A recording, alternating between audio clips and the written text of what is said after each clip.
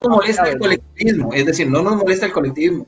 Lo que nos molesta es de que dentro del colectivismo tengas que hacer algo en contra incluso de tu propia voluntad. Es decir, hay grupos de grupos, montones, Fundación Libertad, etcétera, de colectivos liberales, libertarios, y va bien. ¿Dónde comienzan los problemas? Cuando se adopta una idea y es que todos tenemos que ser iguales. El problema está en el igualitarismo. De la única forma de igualar es hacia la baja. Algo que me enseñó, digamos, el libro de Hernando de Soto, y que me resultó muy interesante, El misterio del capital, es que, digamos, las leyes no pueden contradecir a la realidad de la población, a los contratos sociales que nosotros hacemos entre nosotros mismos. Eso quiere decir que los acuerdos que nosotros tenemos, ninguna ley debería poder violentarlos, sino que deberían adherirse a lo que nosotros ya acordamos, mientras que esto no daña a otras personas. O sea, es un principio básico del derecho natural también, ¿no? O sea, tenemos ciertas cosas que defender, pero nosotros tenemos que adecuarnos a la sociedad en la cual vivimos. En este caso también me gustaría pasar a un tema súper importante. Te hago una pregunta. ¿Cuál contrato social firmaste tú? Yo no firmé ninguno. No, o sea, yo te hablo de los contratos privados, o sea, por ejemplo, los contratos que tenemos tú y yo, por ejemplo, al vender una casa, al tomar una decisión, o por ejemplo, te pongo algo un poco más, digamos, hablando del derecho civil, ¿no? Por ejemplo, en la venta de terrenos.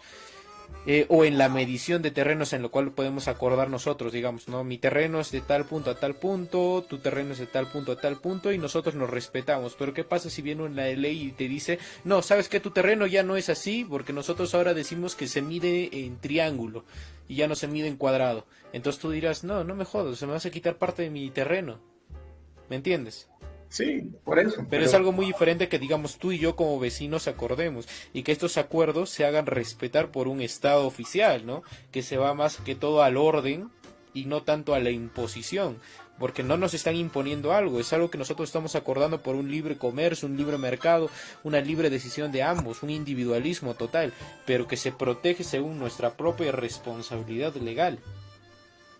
Javier. Bueno, yo quisiera puntualizar cómo el Estado se adjudicó esa responsabilidad legal, ¿no? O sea, ¿por qué tiene que ser necesariamente él? Yo quisiera puntualizar en esto por dos motivos. Recordemos que el derecho nace como una cuestión evolutiva. Hay maneras de cómo resolver conflictos entre los participantes y designar a un tercero. Cuando decimos designar, no es alguien que tenga que ser designado automáticamente como el sistema estatal, sino por los propios que están involucrados en el conflicto. ¿Y para qué se hace eso? Para garantizar la imparcialidad.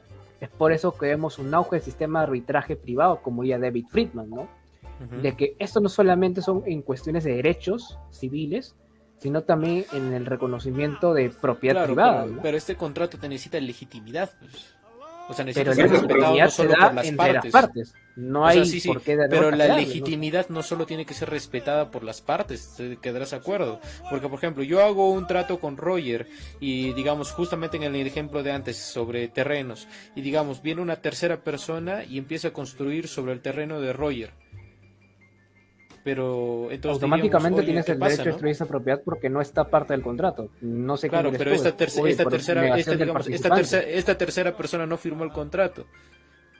¿Me entiendes? Por ejemplo, un derecho de propiedad no tendría validez si no hay una legitimidad legal que digamos superponga a las demás. Pero la ¿entiendes? Ahí se basa el derecho, ahí se basa también el derecho privado, ¿eh? O sea, no puede ser tanto el arbitraje sirve para ciertas cosas, no para todo, sirve para solucionar problemas menores, por ejemplo, no sé, una querella, digamos, en un conflicto de intereses se puede llegar, digamos, a un acuerdo en el cual, digamos, no sé, Roger me debe cierta cantidad o yo le debo a Roger, digamos, quedamos en un arbitraje y según este arbitraje, digamos, yo le puedo dar un monto o podemos quedar en ciertas cuotas para que yo le pueda pagar a Roger. Entonces llegamos a un punto en el cual los dos estamos de acuerdo. Para eso sirve un arbitraje.